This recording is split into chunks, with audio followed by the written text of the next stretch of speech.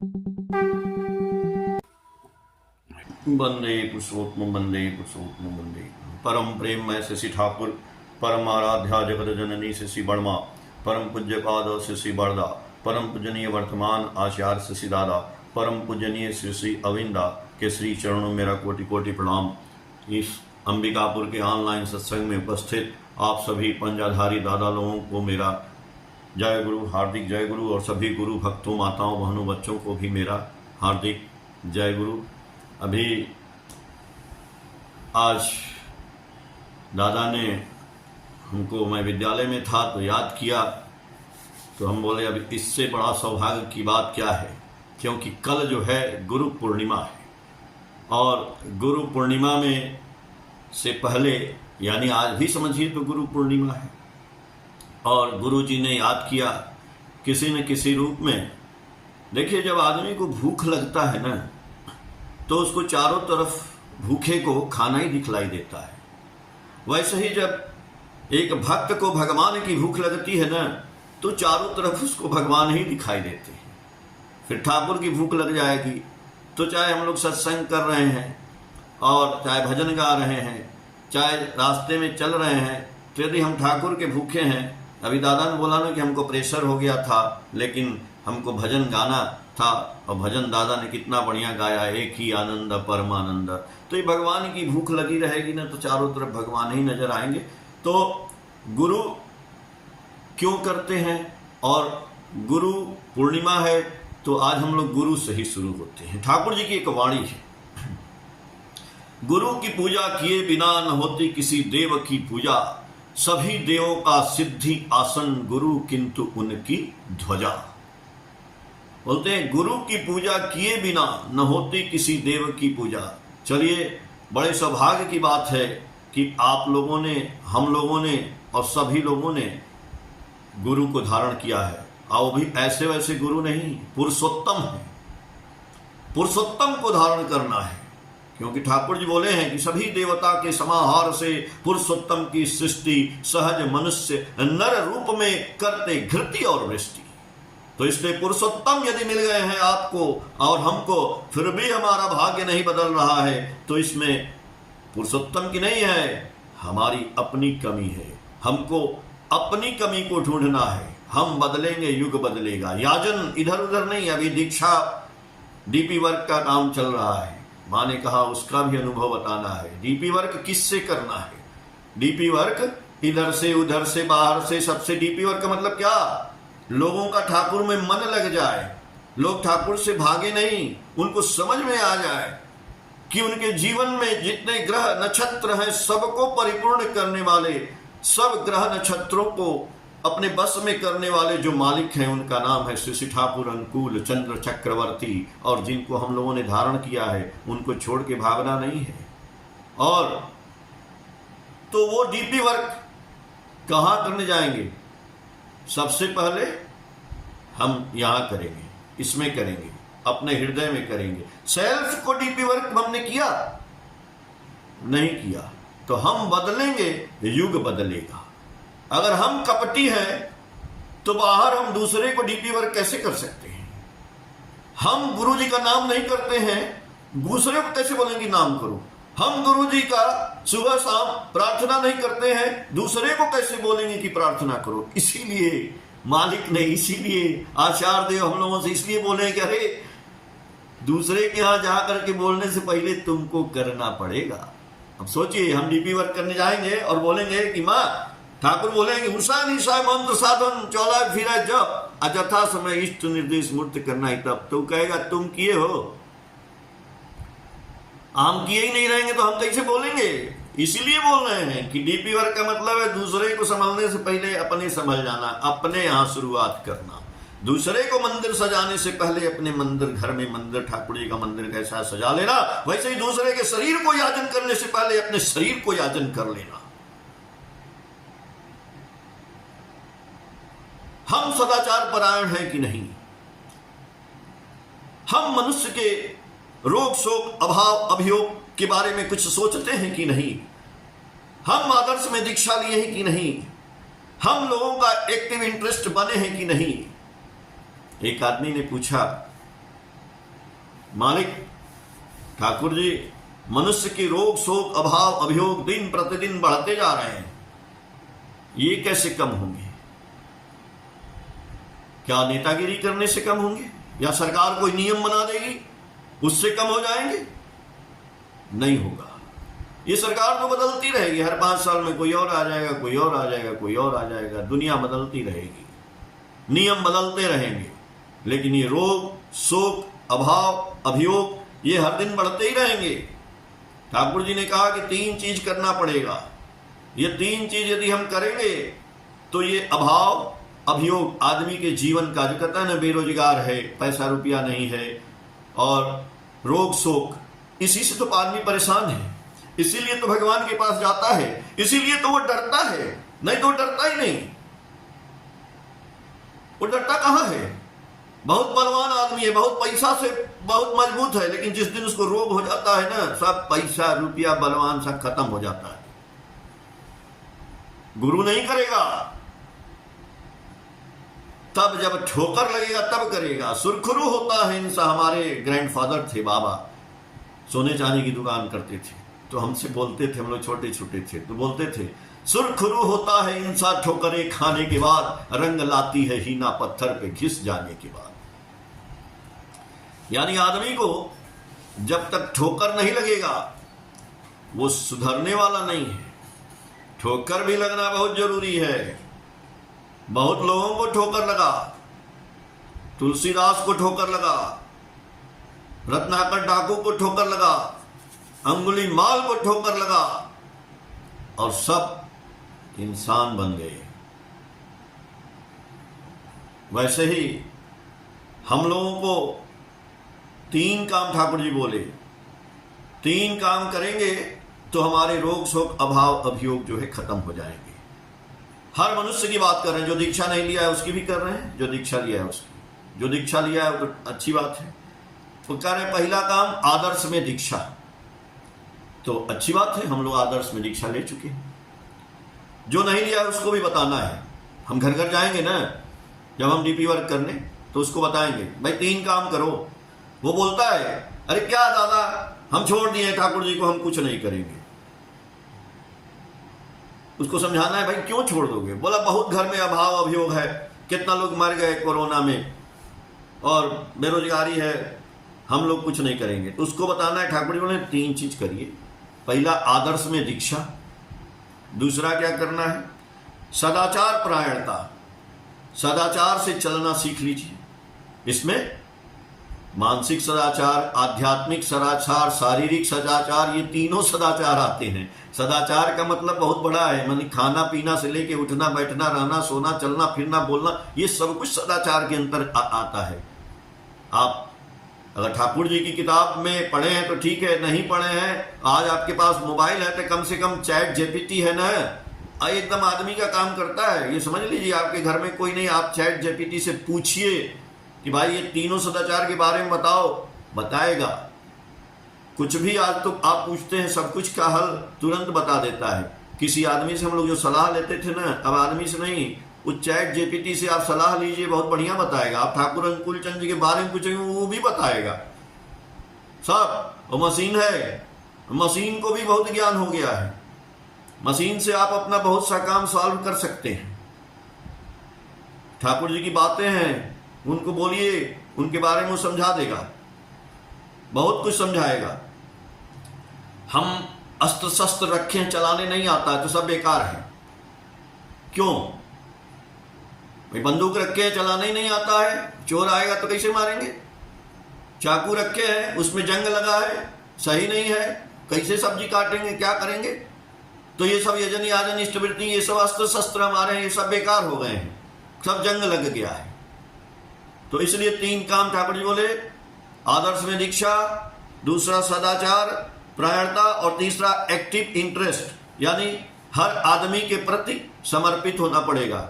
Active, सबके साथ interest लेना पड़ेगा, जो सबके सुख दुख को दूर करने का, जो ठाकुर जी मैसेज में बोले हैं कि roll on like a flood over the suffering sorrow and calamities on the world with love service and sympathy. Roll जो ठाकुर जी कर रहे थे वही तो करना है। हम बोले ना कि अर्थमान्यस इत्यादि पाने की आशा में, ठाकुर जी बोले कि अर्थमान्यस इत्यादि पाने की आशा में मुझे ठाकुर बनाकर भक्त मत बनो, धोखा देने पर धोखा ही पाओगे जब तक तुम्हारे अंदर ठाकुरत्व जागृत नहीं होता है। तो अर्थमान्यस, तो ये ठाकुरत्व जागृत नहीं होता है तो क्या हमको जो है इसीलिए सबका इंटरेस्ट बनना पड़ेगा, यानी सबके लिए role on like a flood, यानी बाढ़, फ्लड मान होता है बाढ़।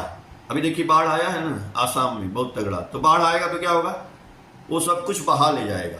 तो वैसे ही हमको बाढ़ बनना है, हम डीपी वर्क करने जा रहे हैं तो बाढ़ बनना है, उसमें हर आदमी के रोग को, शोक को, यानी role on like a flood, यानी सारो, उसके दुख को, उसके क्लैमिटीज, दुख को, कष्ट को, सबको, आपत्ति विपत्ति को बहा ले जाना है, उसको बताना है, ठाकुर जी की बात बताना है, प्रैक्टिस कराना है कि उसका सब रोग शोक दुख ताप सब कुछ खत्म हो जाए। किस चीज से? पैसा से, रुपया से, धन से, दौलत से नहीं, इन सब से नहीं। आप रुपया पैसा दे देंगे, कितना देंगे, एक बार दो बार चार बार उसकी आदत बिगड़ जाएगी। देखिए ठाकुर जी कहे हैं कि आप दुनिया के लिए सत्यानुसरण में तुम दुनिया के लिए 1000 करके भी उसके दुख को दूर नहीं कर सकते। आप चाहते हैं कि एक आदमी की सहायता करें और उसका दुख दूर हो जाएगा, कंबल बांट देंगे, कंबल बांट के तो बहुत लोग व्यापारी लोग चले जाते हैं, बहुत लोग खाना देके चले जाते हैं, क्या उसका दुख दूर हो जाता है? फिर कल देखते हैं वैसे ही मंदिर के बाहर बैठा रहता है। तो ठाकुर जी बोले कि तुम दुनिया के लिए 1000 करके भी उसके दुख को दूर नहीं कर सकते, धर्म ही केवल उसके दुख को दूर कर सकता है। इसलिए उसको धार्मिक बनाना पड़ेगा, यानी उसको गुरु से जोड़ना पड़ेगा। उस गुरु से जोड़ेंगे तब ना वो गुरु जी का यजन याजन स्मृति करेगा तो उसका ग्रह बाल बाका होगा। तो ठाकुर जी क्या गीता में क्या बोला गया है? भगवान कृष्ण ने बोला कि किम कुर्वन्ति, भगवान कृष्ण ने बोला कि सर्वधर्म परित्यज्य माम एकम शरणम व्रज अहम त्वाम सर्व पापेभ्यच्युष्य मा शुचः।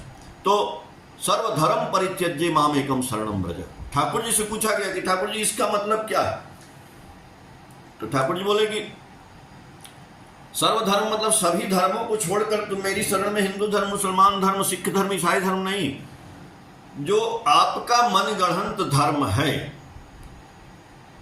हमारा मनगढ़ंत धर्म। जैसे हम दीक्षा नहीं लिए थे तो हम लोग अपने मन से जय बजे उठना है उठे, जय बजे मन किया पूजा किए, जैसे मन करे खाए, प्याज लहसुन मादक जो मन करे खा रहे हैं, पी रहे हैं, घूम रहे हैं, मौज ले रहे हैं, ये मेरा धर्म है, ये धर्म है अपना। तो वही बात है, जो लोग दीक्षा नहीं लिए हैं तो उनका अपना धर्म है, अपने हिसाब से चलते हैं, खाते हैं, आपसे बहस करते हैं, लड़ते हैं, अपने हिसाब से भगवान की पूजा करते हैं, अपने हिसाब से उनको प्रसाद चढ़ाते हैं, पाठ करते हैं, जो भी करते करें। ये जो अपना धर्म है ना, इस धर्मों को आप लेकर के आइए मेरे पास। सर्वधर्म परित्यज्य माम एकम शरणम व्रज, ये जो आपका अपना धर्म है इसको तो छोड़ना ही पड़ जाएगा। जब ठाकुर जी को ग्रहण करेंगे तो आप अपने धर्म से थोड़ी चलेंगे।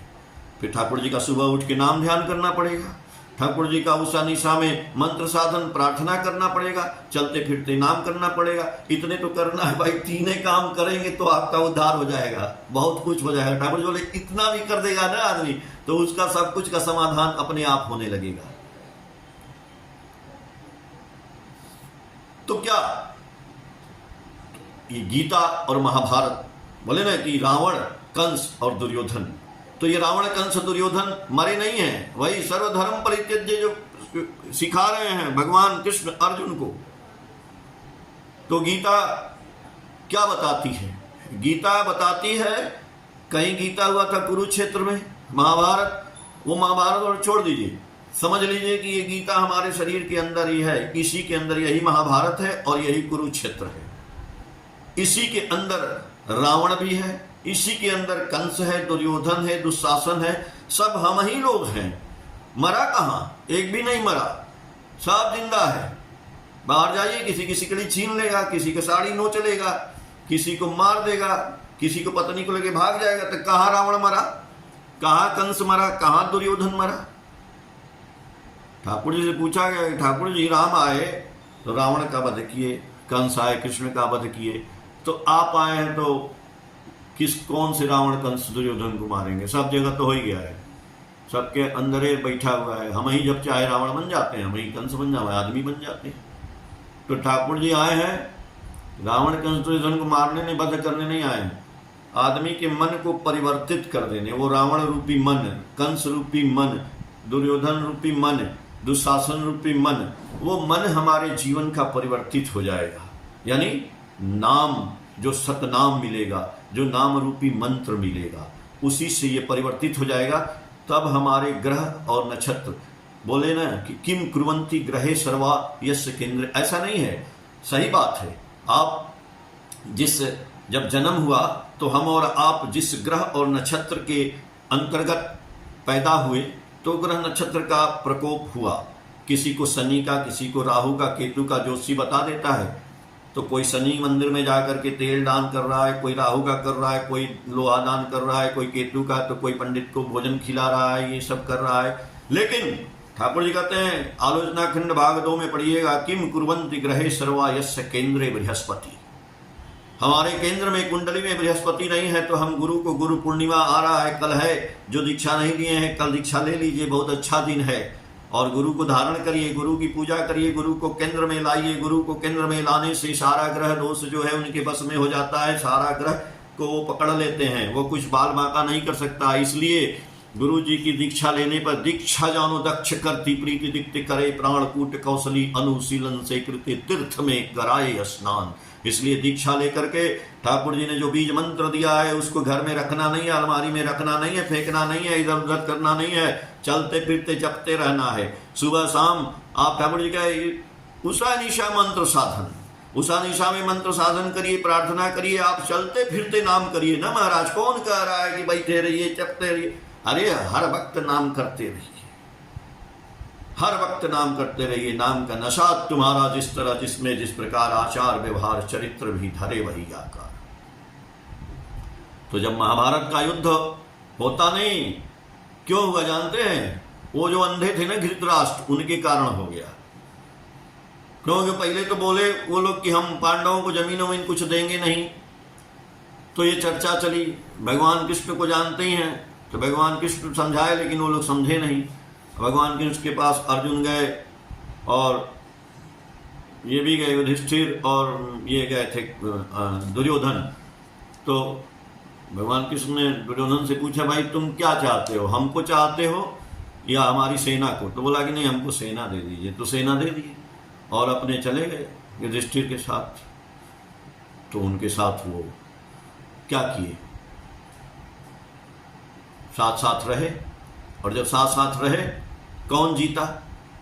जीता तो पांडव। तो धृतराष्ट्र ने युद्ध क्यों कराया युद्ध धृतराष्ट्र ने। धृतराष्ट्र से ज्योतिषियों ने बोला, जब युद्ध होना था तो पूरे अपने राज्य के क्षेत्र के ज्योतिषी को बुलाए और बोले कि जरा गणना करके बताओ, तो अगर ये युद्ध होगा तो कौन जीतेगा। तो ज्योतिषी लोग बोले कि महाराज गणना तो आप ही के पक्ष में बता रही है कि आप ही जीतेंगे। अब हम बता रहे हैं उस पर कि किम कुर्वन्ति ग्रहे सर्वा यस्य केंद्रे बृहस्पति। कैसे हुआ? भगवान कृष्ण किसके पक्ष में गए? वैसे ही ठाकुर जहां है, जो ठाकुर को पकड़ा है वही जीतेगा, ये समझ लीजिएगा। जो ठाकुर को छोड़ दिया है वो हारना ही है उसका निश्चित, आज नहीं तो कल उसको हार ही जाएगा। तो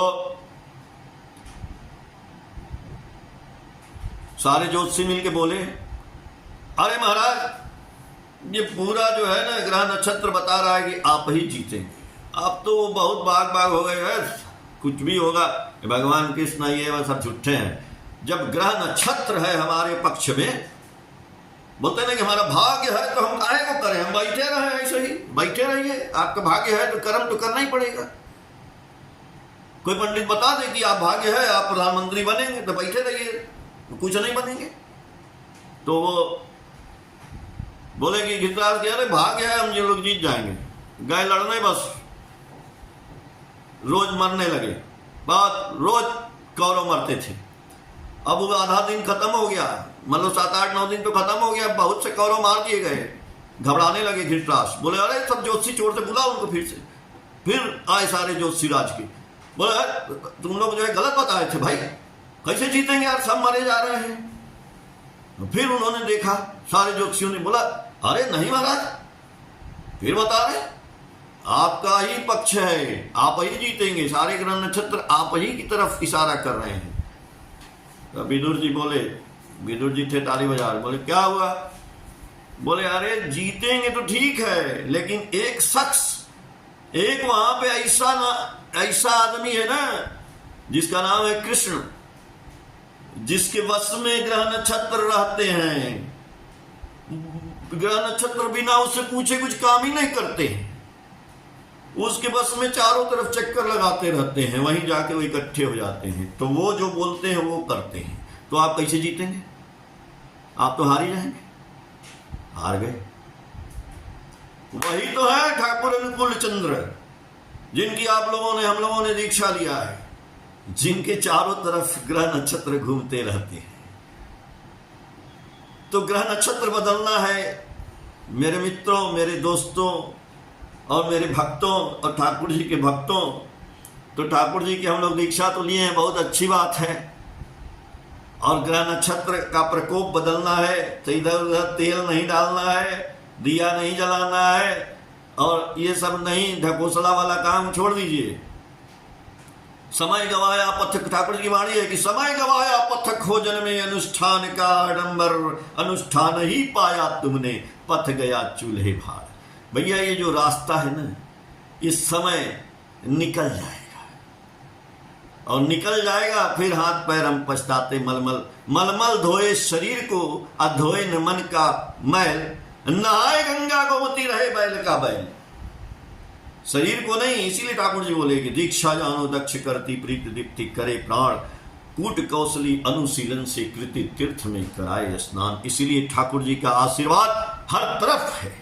हम ठाकुर जी से आशीर्वाद लेने जाते हैं आचार्य देव के पास। अभी हम गए थे ऋतिक कॉन्फ्रेंस में, मेरा पंजा रिन्यू होने वाला था, हुआ, तो आचार्य देव को प्रणाम किए, मिले।